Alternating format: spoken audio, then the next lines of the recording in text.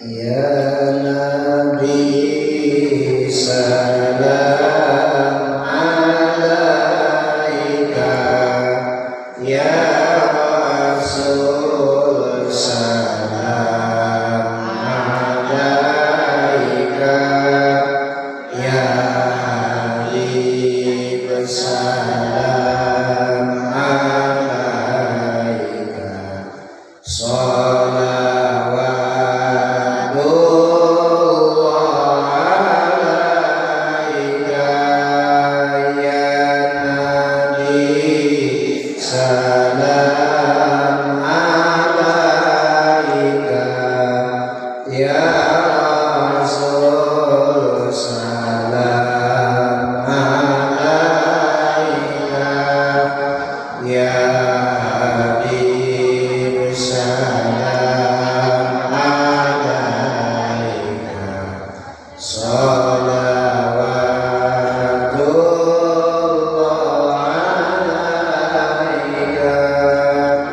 Assalamualaikum warahmatullahi wabarakatuh.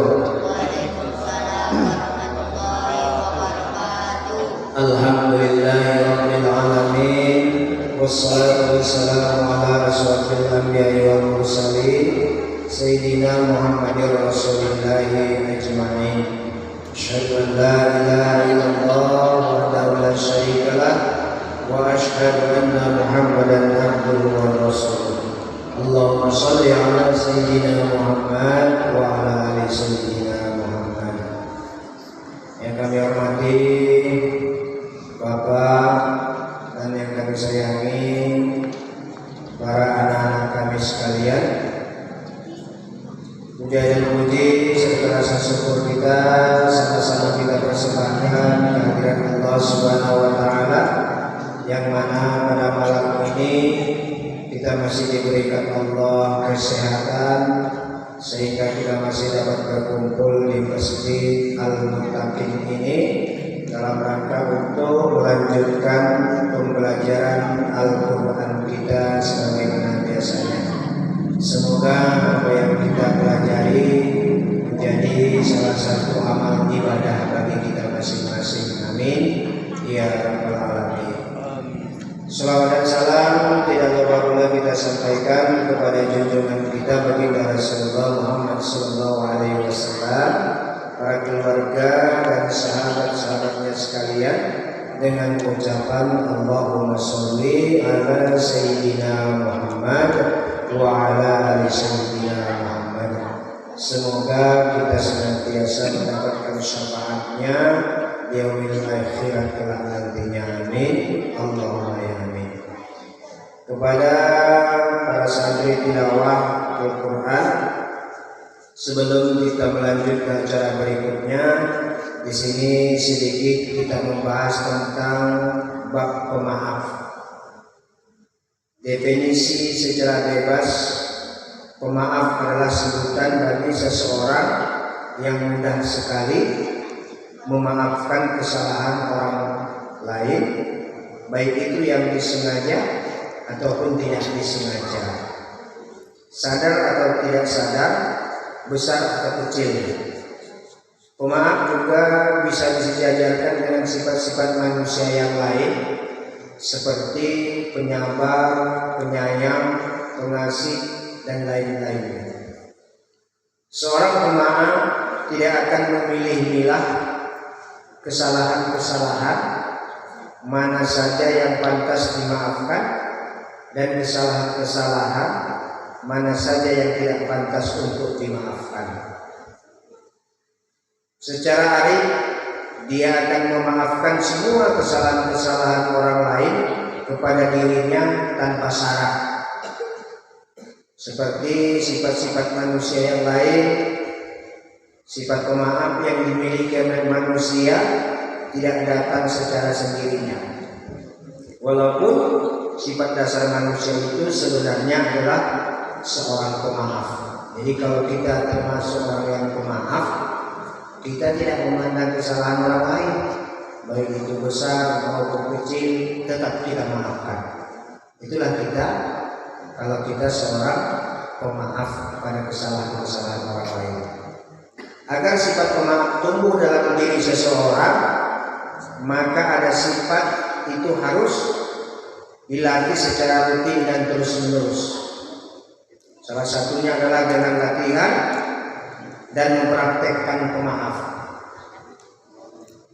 Itu dalam kehidupan sehari-hari. Karena dengan demikian pemaaf akan menjadi suatu kebiasaan bagi diri seseorang, dan memaafkan adalah bukan sesuatu yang aneh dalam hidupnya. Jadi kalau kita mau menjadi seorang pemaaf, kita harus membiasakan diri.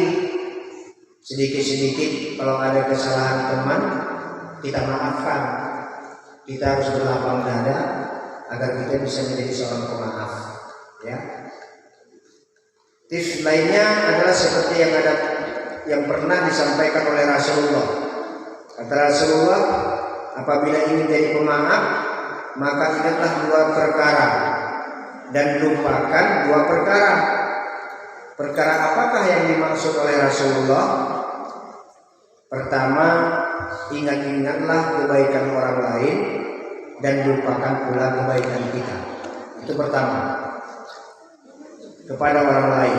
Yang kedua, ingat-ingat keburukan kita kepada orang lain dan lupakan pula keburukan orang lain kepada kita. Jadi kita membiasakan apa yang kata Rasulullah. Pertama, ingat kebaikan orang lain kepada kita dan lupakan keburukan orang lain kepada kita, agar kita bisa menjadi seorang pemaaf. Sebagaimana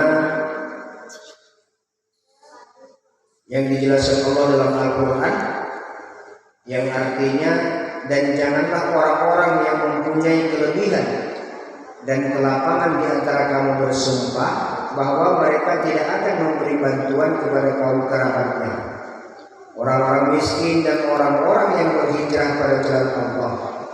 Dan hendaklah mereka memaafkan dan berlapang dada. Apakah kamu tidak ingin bahwa Allah mengampunimu, dan Allah adalah Maha Pengampun lagi Maha Penyayang. Sifat pemaaf itu lebih kurang ada 10. Yang pertama, dapat menyelesaikan perselisihan atau perseteruan. Yang kedua, dapat menghilangkan rasa benci, dengki dan dendam dalam hati. Hilangkan rasa benci, hilangkan dengki dalam dendam dalam hati kita, agar kita menjadi orang yang pemaaf. Yang ketiga, senantiasa menyambung tali silaturahim, ya, saling kunjung mengunjungi. Yang keempat, memperkokohkan tali persaudaraan. Yang kelima, pemaaf itu dapat menghilangkan rasa permusuhan dan memperbanyak teman. Jadi kalau kita orang pemaaf, menghilangkan permusuhan kepada teman dan memperbanyak teman, itulah sifat pemaaf. Yang keenam, melahirkan sifat tawadu. Apa itu tawadu?